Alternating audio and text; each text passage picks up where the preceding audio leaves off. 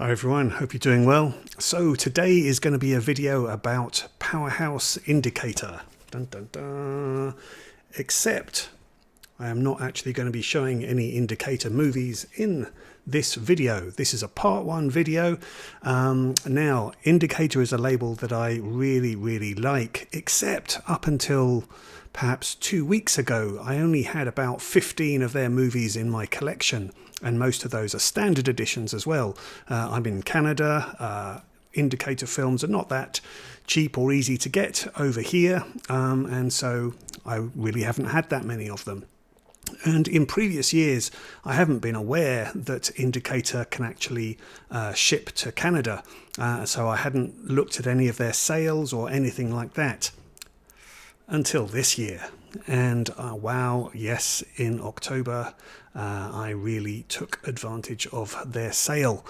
So now, not one, but 2 boxes with Indicator titles have now come my way, and I've increased my collection substantially. I will show those movies, but before I do that, I just thought it might be worthwhile going through movies that I did not choose from the Indicator sale. So there is a bit of a rhyme and reason as to the movies that I chose. I mean, for sure, if I lived in the UK and could take advantage of their sales, probably Indicator is the one label that I would like to have more than maybe any other label. I mean, I do enjoy Criterions, but I don't tend to buy Criterions new so much nowadays because, like I say, they really aren't cheap in Canada, and the sales are just not the same as the ones you get in the US. Kino Lorber, I really love that label, and I will occasionally get some from there. But yeah, Indicator just seems to be a label that I really enjoy seeing, at least, even if I don't always have them, seeing how they've produced their releases and what extras that they put on there, and just all of the titles that they do produce. It's that label, perhaps more than any other, where their output is kind of more aligned, I suppose, with the kind of interests that I have.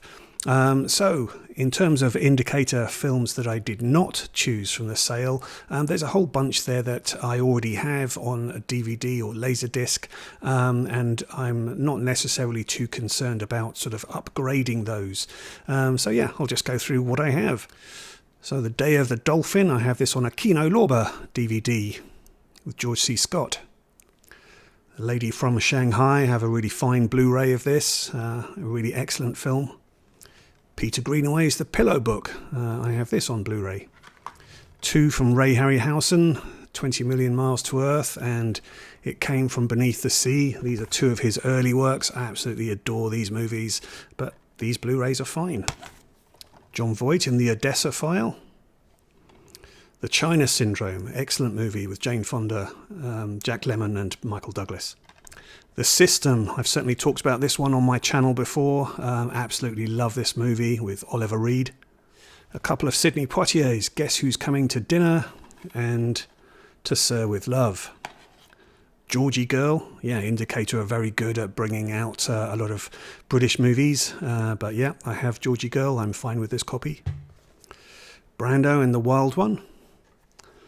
Someone to Watch Over Me. I love this movie. Tempted to have got the Blu-ray, but actually Someone to Watch Over Me wasn't in their sale, and it doesn't have too many extras on it anyway.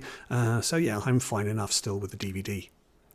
10 Rillington Place, excellent film with Richard Attenborough as the murderer John Christie. But yeah, this DVD is really good.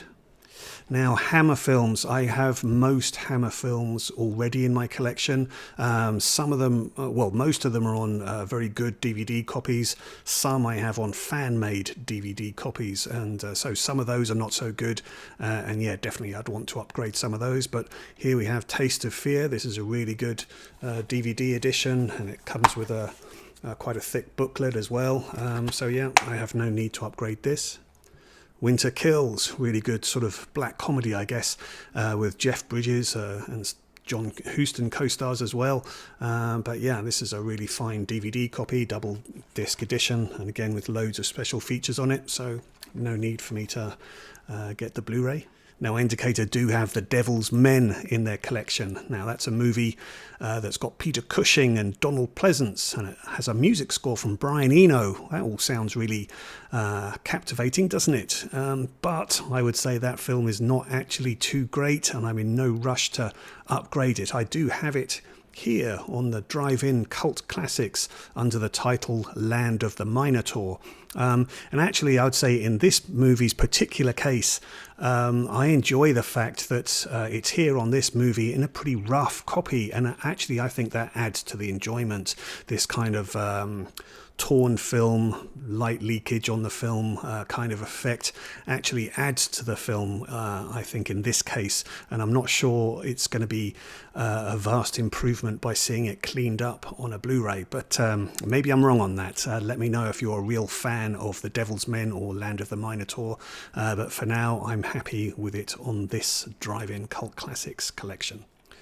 Olayana, a really fine drama by David Mamet. So yeah, again, I'm fine with the DVD.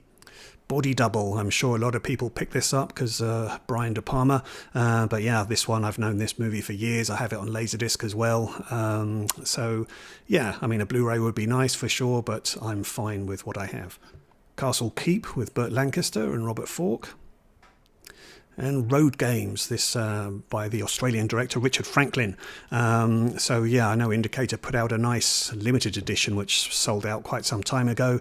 But yeah, again, I'm happy enough with the DVD here. It does have, again, a whole load of special features on here, some of which are duplicated onto the Blu-ray, I believe.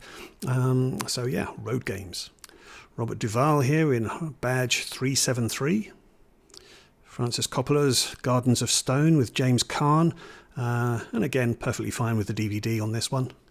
Little Murders, this is a neat little black comedy that's actually directed by Alan Arkin, but again, I'm fine for now with the DVD.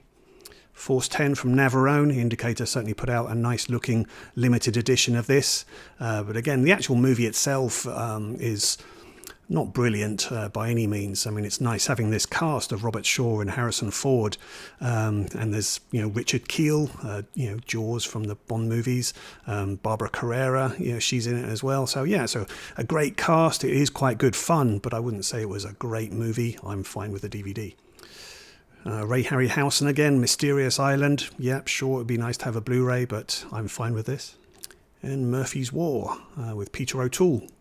Now, Indicator did put out a really nice Sinbad set. Now, all of the box set has sold out some time ago, but you can still get the standard editions.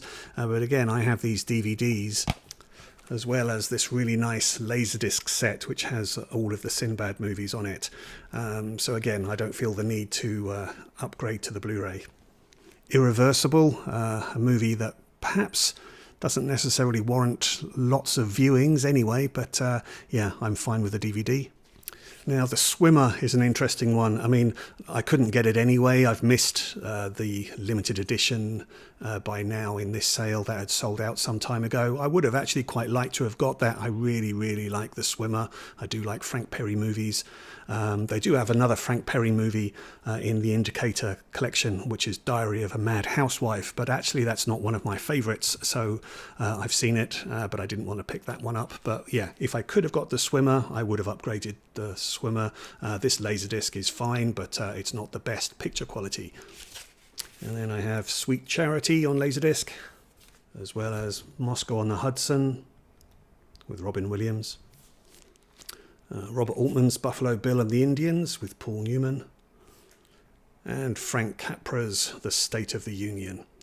So there you go. I just thought it might be appropriate to show you first of all the movies that I have in my collection on other formats before I go ahead and show you what I picked up in the Indicator sale, because if you just go ahead and see what I picked up, and there are a lot of titles, it might look just a bit crazy. Well, it is crazy, but there is a method to what I have chosen.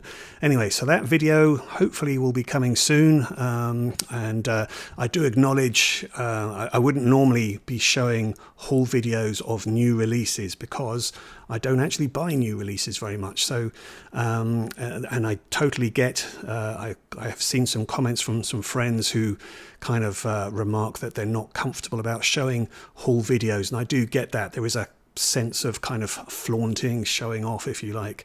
So I do understand that. And but I have to say, I'm a bit excited here. I don't buy things from sales at all, and this was a big deal for me to get this indicator sale, because I haven't bought from any other sales at all. Most of my movie collection that you see behind me and piled around the place is all from thrift stores. So yeah, this was a big deal. So yeah, with Indicator you do have to spend £200 to be able to get free shipping, so that's what I did. And then when it arrives in Canada, it's a little bit complicated. You do have to pay some customs charges and taxes and things, so that was a little bit confusing, but yeah, all done. And certainly whatever, it still works out at considerably cheaper than if I had tried to get these titles anywhere in Canada. So yeah, that video will be coming up soon, but let me know in your comments what you think about the movies that I've shown you. Like I say, I haven't shown you all the Hammer ones that I have, because I have done Hammer videos previously, but yeah, certainly if I could double up on all the Hammers, fine, that would be fun to do that, but yeah, I'm not doing that anytime soon. So yeah, here we go. That's what I have to show you. Let me know any comments or thoughts that you have, and I'll see you in the next video. Thanks very much for joining me on this one. I hope everyone's doing well. All the best to you. Enjoy watching your movies. See you again. Bye-bye.